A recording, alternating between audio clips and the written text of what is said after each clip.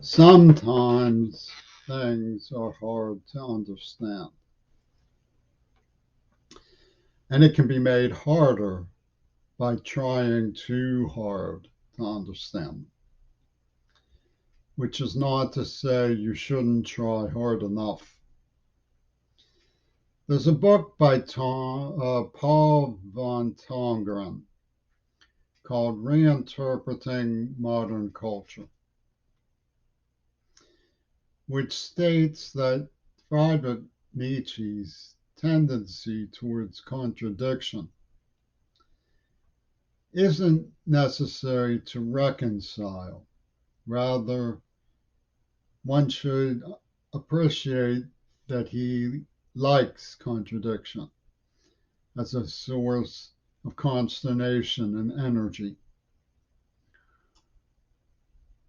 Accordingly, when one ponders something that is viciously imponderable and looks for why some of it seems to be believable and leads people to be mesmerized by it, particularly when it comes to British rock stars and their music. It's important to keep in mind this lesson from reinterpreting modern culture, as well as the cautionary principle that Nietzsche's work inspired the Third Reich.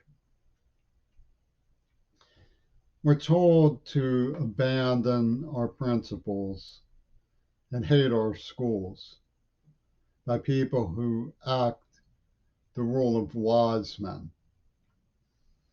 And they say things that poach the imagination for being so canny and interesting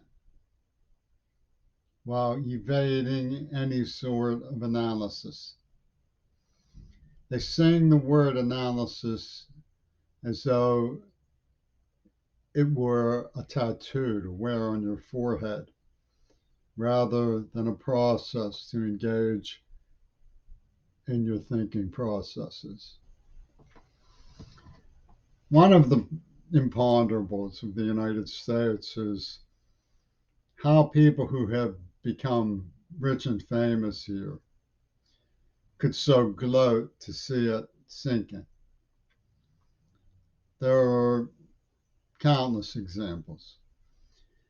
Many of us, like me, go into public schools from lower middle class families seeking advice, guidance, education, and careers that can make us happy and satisfied that we've contributed to our community and to our commonwealth, only to be surprised that rather than meet us halfway, the powerful quarters seek to estrange us from one another.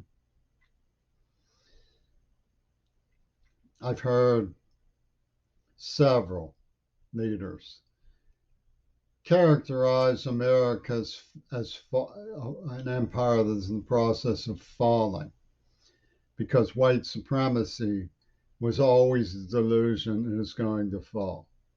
Heedless that we have worked hard through great difficulty to bring about equal opportunity and enshrine the struggle for equal opportunity in our society, unlike any other society. And this is an exceptional quality that we shouldn't grudge others adopting, and we should encourage others to adopt.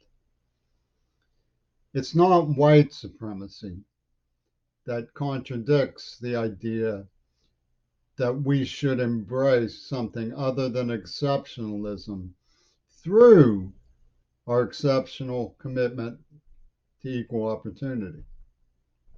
It's militarism. There's certain things about militarism that make sense in jingos. People have a right to self-defense.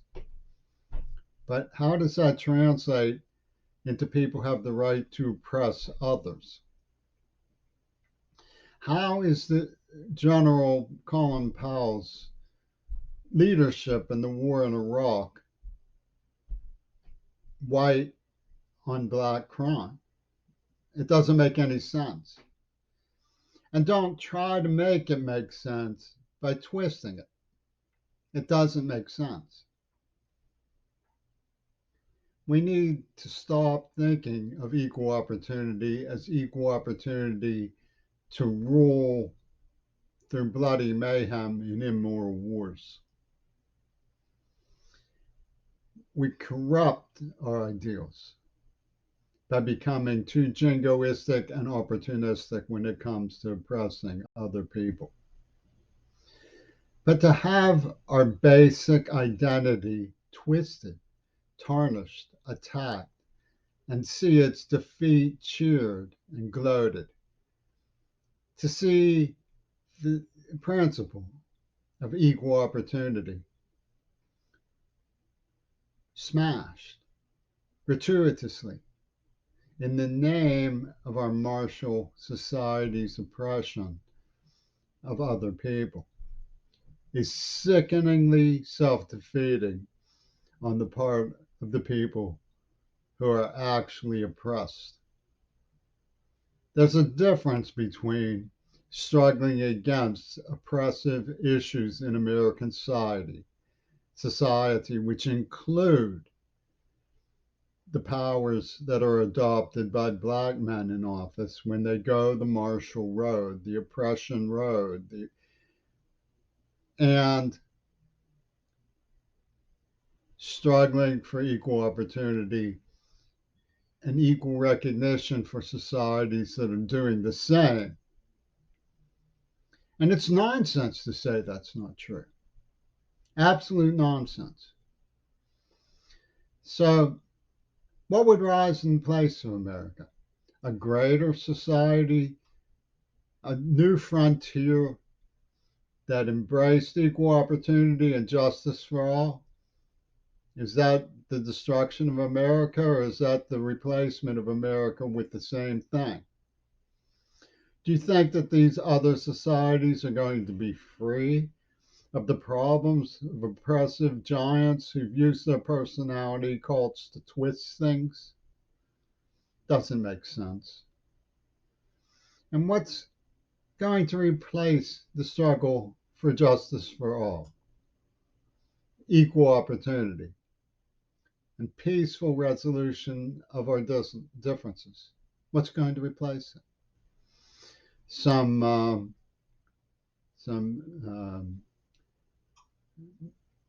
messiah, some super race, a master class, dictatorship of the proletariat. That's going to replace the conscious need to go into community centers and build familiarity with one another.